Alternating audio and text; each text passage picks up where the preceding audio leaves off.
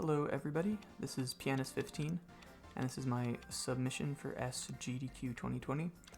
This is the Nitro tracks portion to a 48-track, 3-person relay with Amber, Jacob, and myself.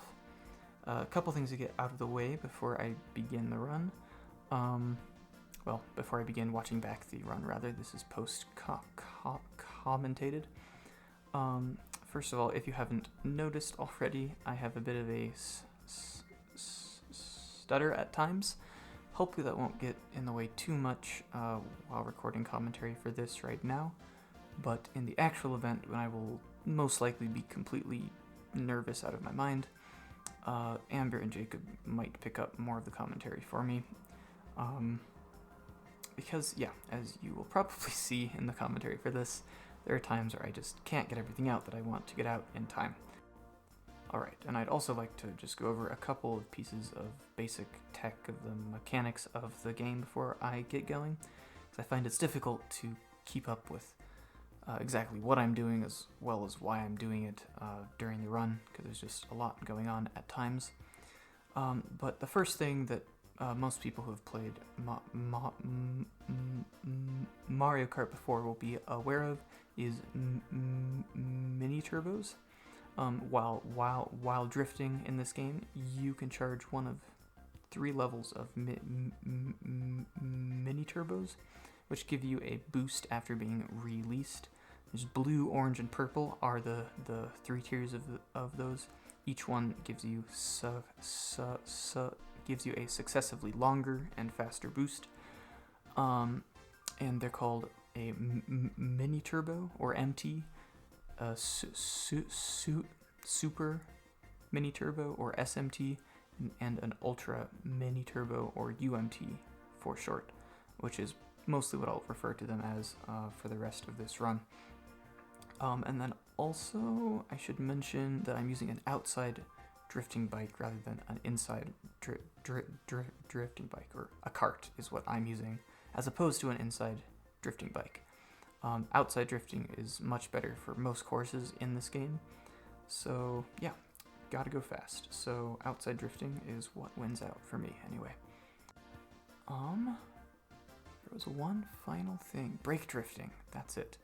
While drifting in this game, if you press B or tap it or hold it for brief amounts of time, then you can slow yourself down in a drift without losing the drift, which is crucial on some tracks, especially Rainbow Road, as you'll see in the very end. And then also one other term is a NISC, or NISC, I'll probably just say NISC because it's shorter, which stands for a no item shortcut. And seeing as this is a no items run, that is about all that we'll be doing here in terms of shortcuts. Yeah, with that, I think we'll get right into it. So, alright, I'm using the digital version of this game as opposed to cartridge. It loads much faster, and there's no difference besides that between the two. Yeah, and I'm using Roy, Bitty Buggy, and Rollers. Roy is one of the heaviest characters, so he gets he gets a lot of speed, whereas Bitty Buggy and Rollers are actually the 2 most MT-based parts in the entire game. So in 200cc in particular, with all of the turns you're either drifting or in a MT boost for most of the time. So you'll see that I'm already up to 10 coins, which is ideal. 10 for each coin increases your top speed by like 1 or 2%, but when 10 of them are there, you really feel a difference, and it's important to get 10 coins pretty much as quickly as possible in almost every course. Maybe a few exceptions in time trials where coins don't regenerate, but in runs like this where they do, there's really nothing keeping you from getting 10 in any course. So yeah, there are a lot of NISCs already on this course, 2 there, and then 1 coming up here, this grass cut. In 150 there's actually a additional one where you stay in the glider and actually cut that entire dirt portion on the left there. But in 200cc, airtime is kind of weird and slow, so you try to avoid it in most cases.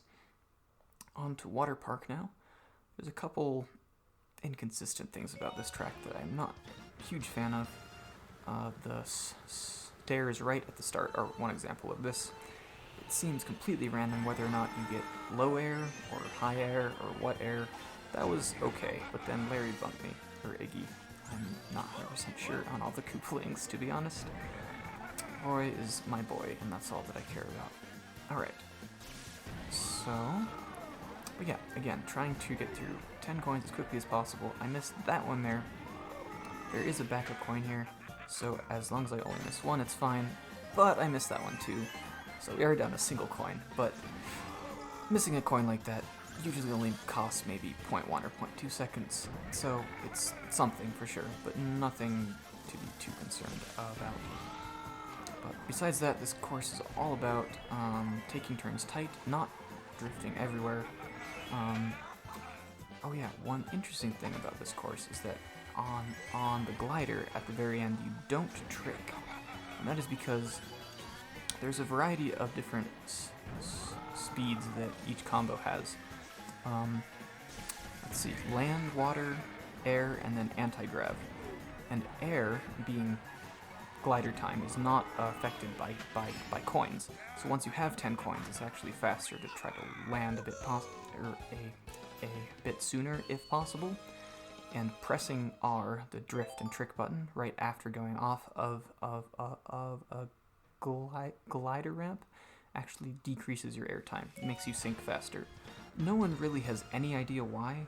Gliders are kind of jank in this game, but it works, so I do it. And yeah, that's wonderful. So here we are on Sweet Sweet Canyon. Again, trying to get up to 10 coins as quickly as possible. And here I hop right on the edge of the cannon there, which makes you enter cannon time faster, so you're going at that very fast speed for a longer period of time. The lines here are actually very fun. I missed that coin, which is honestly fine. There's a couple backup coins very soon into the second lap on this course, so it's fine. And again, you'll notice me, I hop right here onto the edge so I deploy the glider faster, and then land as soon as possible so I can take that turn nice and tight. On this upcoming ramp, you'll notice that I charge an SMT into it and then trick. This is a somewhat common theme, often tricking after releasing a mini turbo makes you go much faster while in the air. So there's several times in this run where you'll see me trying to do that. It's not always possible if it's on a straightaway or something, but generally, yes, that's a good thing to try to do. So we have SMT, charge up an SMT here, and coming into here, just drift around there, hope I don't get bumped by the CPUs, which are kind of an issue on lap 3 of most tracks, and there we are. This is actually a very solid run so far. Consistent, no golds yet, but loads are actually a big factor in golds, which I feel like should not be the case. They're somewhat consistent, but there are slow loads and fast loads at times, and it can definitely play a role into determining how fast that a run ends up being. But usually it's not too much of an issue, and I generally ignore it and don't even think about it. So yeah, that misc at the beginning is a lot of fun, also possible on 150cc, although much harder. Yeah, that trick ramp is kind of terrible.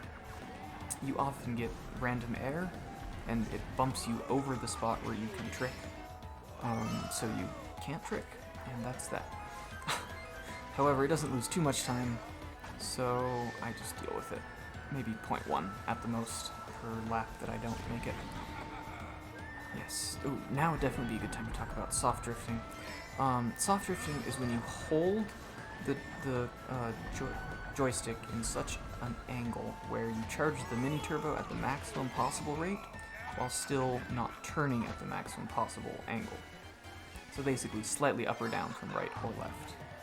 And that allows you to turn less sharply while still charging a mini turbo as quickly as possible. Yeah, it's very useful for that turn, although I still messed it up there. It's kind of tricky to charge a UMT there with the stone wheels, cogs, I don't know what to call them. But again, it's not a huge issue. I definitely lost time because of that, but still. High 646 Mushroom Cup, it looks like, although I haven't actually timed this out exactly. It's a personal best for me. Although, if you look, there are several people who have significantly better Mushroom Cup times than that. I do not enjoy grinding 4-track runs, one single cup. It gets very reset heavy, and I do not enjoy it. So I prefer slightly longer categories like this one. Nitro is definitely my favorite. I just love the tech and the tracks and everything. So yeah, this track, the Mobius strip of the game, or I think it's the only one. There might be a couple more. Anyway, the turns are very well suited for soft drifting, which makes it very fun and easy to charge UMTs here. So it's all about releasing them as quickly as possible to get back up to top speed. There's one interesting quirk about this game is while drifting tight, either soft drifting or completely right or left. You could call that hard drifting, I guess, although I don't actually know if there's a technical term for it. You actually get slowed down a bit. In 150cc it's barely anything, but on 200cc, for whatever reason, it's much more significant,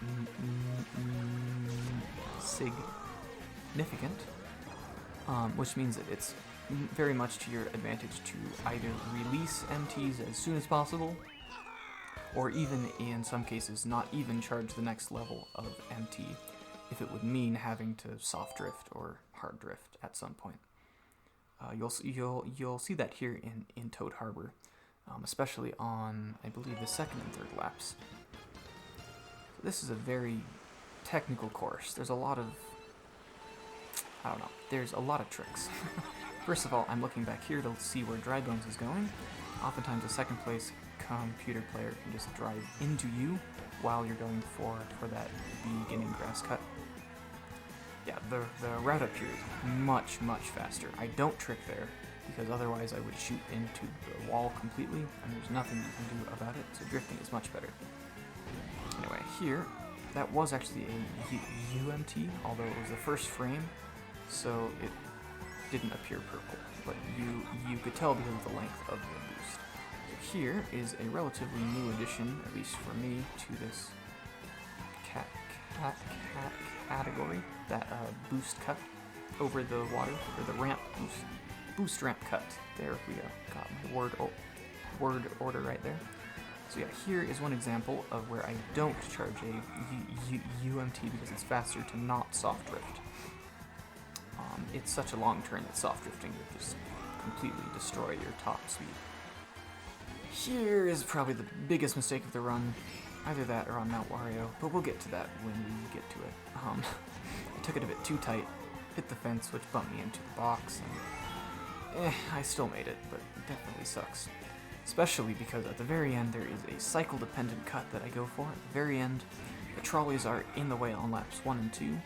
Also on 3 if you're slow, like I was here, but I would ideally cut right through that trolley there and cut across the grass. But because I messed up before, lost maybe a second, yeah, 1.1 seconds, roughly, from that mistake there, I was not able to make that cycle at the end, which is unfortunate. Hopefully in the actual event I would be able to make that, but it's kind of 50-50 at the moment. I just recently began doing it along with the boost ramp cut at the beginning of laps 2 and 3, which together saved maybe 0.7 seconds, so it's definitely worth it. But I'm kind of inconsistent, so I will practice. I've only been doing it for like a week at the point of this run, maybe even just like 3 or 4 days, so yeah, I pick up stuff quick, but I'm not perfect, so yeah, Twisted Mansion. There's a bit of a quirk at the beginning that I failed to point out while it was happening. Boos are actually solid, which makes total sense for a ghost, I suppose. So if you bump them, then I mean there's tactile collision there, and you can get bumped. I hit a boo after tricking at the very beginning of lap 1, and also bumped one there, a little boop. And I got very lucky on lap 1 to not get shot to the side because I bumped it there.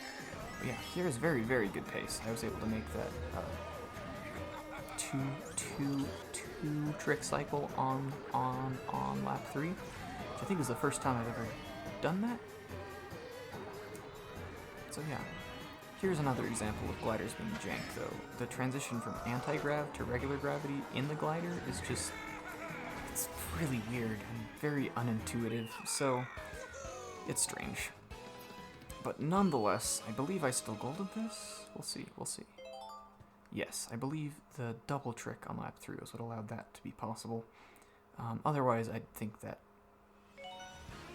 those mistakes coming out from the glider would probably have kept that from being a gold. Yeah, on the Shy Guy Falls. I really, really like this course, especially when I do well on it. It's very fun to have everything go the right way. I miss a coin there, but it's not a big deal. There's plenty of coins here. Here I really mess up though. My drift doesn't come out, so because this is an outside drifting bike, or cart I suppose rather, you kind of swing the opposite direction as you're drifting the very first time. So because I didn't start my drift early enough, I swung the opposite direction that I wanted to be turning there. Lost a lot of time, but it's okay. The rest of this was fairly solid, so I don't really have any major complaints. But again, here I didn't start my drift early enough, although that time it was much better recovery from it. This Nisk at the end is really, really fun when done well. Some people prefer to not trick there. It is safer, but must go fast, so I trick. It's also much easier on 200cc than 150. On 150, if you don't get the perfect amount of air, you're screwed. You lose all momentum, you can't trick, and you fall off, and you lose 4 to 5 seconds. But on 200cc, even if you mess it up and completely get no air, you still have enough speed to make the trick, which is one of the reasons that 200cc is a weird dichotomy of being much harder than 150 to do well, for sure, but also the Nisks are quite a bit easier, in most cases anyway. Yeah, I play 150 and 200cc. Those are the main modes. A lot of people think 150cc is less interesting to watch, but I personally am of the opinion that 150 is actually more interesting to play anyway. Maybe it is slower and less interesting in that regard, but the tech is a lot more interesting in my opinion. There's a lot more weird glider manipulation that makes even less sense than what happens in 200cc. Speaking of that, here I hop on the very edge of it for 2 reasons. First of all, I don't trick to allow myself to keep my UMT boost going, because while tricking, you actually don't receive your momentum from the from any other boost that you may be having, and you also get low air by hopping on the very edge, which, again, who knows why, but you do, so you do it. Because again, I have 10 coins, and ground speed is faster than air speed for 10 coins. I think like 8 coins and up is when it's really worth it to land a bit quicker. Yeah, again, I do not trick there or here, because you would have way too much speed to take good lines. Probably just end up crashing into a wall. That's actually interesting. I think we have 2 tricks in this entire track, out of an intended 5 or 6. Just because tricks on 200cc don't always really mesh very well. But yeah, I made the box cycles all 3 laps, which is great. I didn't really mention that beforehand, but the cycles in this game are set, which is very nice. It means that you can develop consistent strats that work every time, as long as you're fast enough. Alright, Dolphin Shoals. I have a love-hate relationship with this track in so many ways. The music is incredible, but it's a water level, and water mechanics just kinda suck. And it can be fun when done well, but you kinda have to get lucky for it to be done well, and I don't like luck in a speedrun, which is why I prefer no items. Items is, it has its place for me, but no items is definitely much more skill-based. Yes, so here we are at lap 2, up to 10 coins. The second lap is definitely my best driven lap.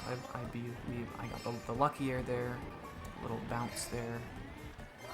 Probably have no idea what bounces in air I'm talking about. I'm sorry, it's hard to be very specific with that, especially with my stutter doing its best to throw off the timing with everything.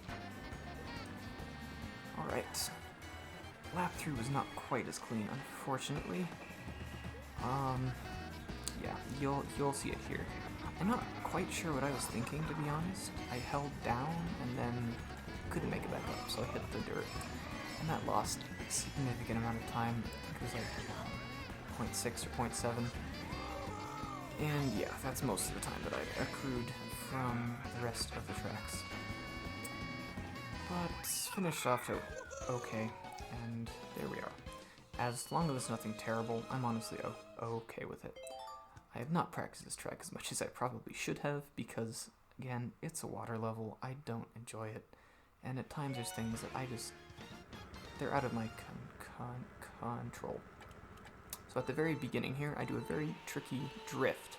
I drift left, but as soon as I touch down, I hold right, so I drift wide, and I'm able to make that turn. It's quite a tricky thing, and it took me a while to get the hang of it. Yeah, I missed the boost there, but I think those boosts save at most 0.02 seconds from getting them, so it's really not anything to lose some lead over. Yeah, so again, I don't trick there because I'm in the middle of a UMT boost, which is better to keep going rather than trick and reset your speed and keep the boost from continuing. There I got a weird bump and bounce and airtime.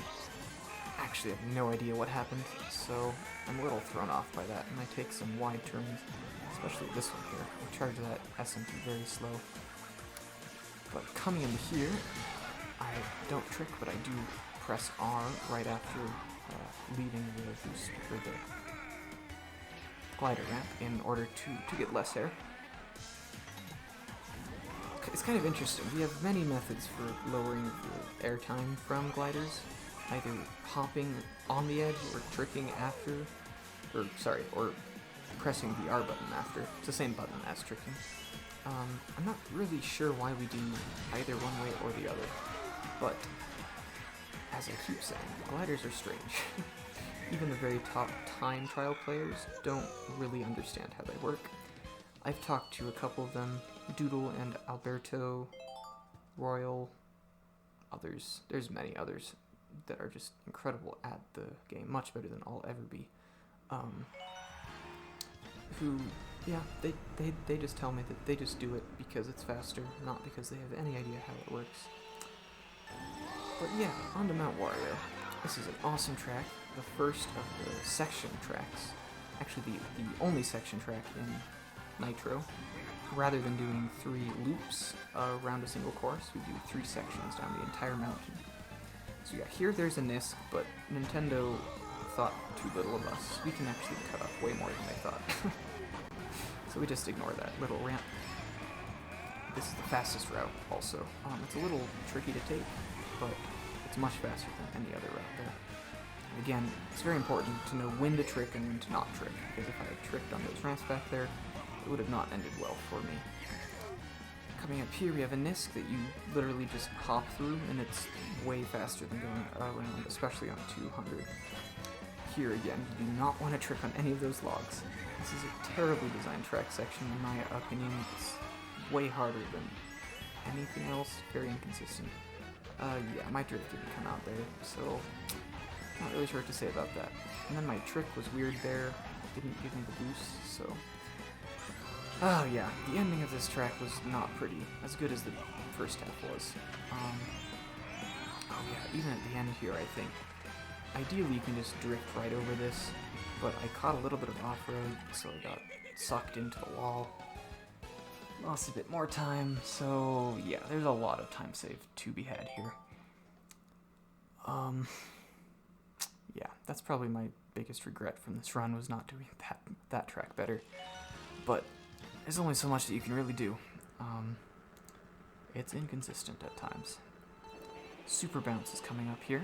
If you drift and release your M&T just before tricking, then you go much farther than you would otherwise. This is the only example of it in Nitro tracks, but in Jacob's portion in Retro there's much more of that. And it also doesn't play as big of a role in 200 as 150, for whatever reason. I'm trying to remember why, but it definitely saves less time. And yippee, more glider weirdness. Also, that Nisk is fun. It's slippery, and you can just slide off at times, but it's definitely worth it. It can be kind of consistent if you practice it. So yeah, glider weirdness, as I was saying, you hop there to get the quick cannon, which we do understand how that works, so that's nice. Lightning cycle kind of sucks here. That was kind of the perfect timing. And then here you hop on the edge there, not for a low glider, but for a high glider. Don't ask me why that gives you a high glider there, but because you're transitioning from anti-grav to regular gravity there, you kind of a high glider kind of decreases the radius of the circle of the arc that you must take to get back to the track. That's kind of the best explanation I can give for why that's faster, even though I don't understand why that works. But yeah, if I didn't get the high glider, I would land somewhere on the brown question mark block. Oh yeah, also, that is a question mark block with the vine growing out of it, just like in SMW, which I did not realize for a very long time playing this game. Alright. Now we get to see what CPUs are really capable of, and it's not pretty, trust me. This is very well recovered, I'll say that. I'm afraid if that's Iggy or Larry or one of the other ones, but they bumped me at the beginning, and it can be pretty bad. The coins here are also impossible on this course, so you'll see I only get 8 coins this first lap. It's not ideal. You want to end with 10, but I'm perfectly happy with just 8. So here, because I start the drift earlier, I can charge an SMT on that Nisk, which is much faster than the MT version I did at the beginning of lap 1. Brake drifting is crucial here. And I get one more coin there, and looking for just one final one to make it 10. Oh, I missed those, but I believe I get that one. Yes. Kind of sloppy, but it works. Oh, and again, that's kind of a jank portion, switching from anti-grav to gravity while in a glider. So it's very unintuitive and weird. I missed the SMT there for the Nisk, but it's okay. It didn't lose a whole ton of time. And yeah. Also, don't trip there. Do not trip on that ramp, or it is, you will not have a good time. You'll also notice there that I wait to hit the second spin boost thingy, and that is because I am in a UMT boost. Oh, Pink Gold Peach screwed me over hard there. Anyway, because I was in a UMT boost, it was actually faster to continue that boost as long as possible rather than having the spin animation, because while twirling around, you actually aren't boosted by anything. So it's just a weird quirk of the game that doesn't make any sense, and Nintendo why. But more CPU fun. I got extremely lucky here. You'll see that the CPUs on 200cc just have infinite speed, handling, acceleration, grip, everything, traction, and it doesn't make any sense. So, especially at the beginning of this course, they're absolutely terrible, and if you get unlucky, they can just ram the side of you. You're into a wall, there's nothing you can do, and yeah, GG, dead run, basically. But thankfully, on this run, that did not happen. So yeah, I bumped a wall there. That wasn't very pretty, but it's fine. It's fine. As you can see by my splits, I have left, right, left very emphatically, and that refers to the paths to take. Knowing the cycles of both the Wrecking Ball or Mace or whatever you want to call it, and then Bowser's Fists is very crucial to playing this course well. And for my pace, left, right, left is the way to go. And since this is a third left of the Wrecking Ball, and then also take the left path. That trick ramp is also one that doesn't make a lot of sense. I could have sworn I tricked there, but the game didn't think so. And that's what matters, really. Anyway, and I also missed an empty there. Also, no fire pillar? That was weird. Weird animations. You'll see I took a clip of that. The fire geysers there are just... they're really weird. The animations are strange. They flicker in and out sometimes. But, I don't know. Fix your game, Nintendo, but it's really fine. It does not impact a whole lot in terms of gameplay. Alright, now the last course. The much anticipated Rainbow Road. Brake drifting is absolutely crucial on this course. On 200cc, even on 150, you can't really survive without brake drifting. The turns are just ridiculously sharp for 200. But yeah, even though the conveyor is pushing you the other way, it's much faster to go the inside route there.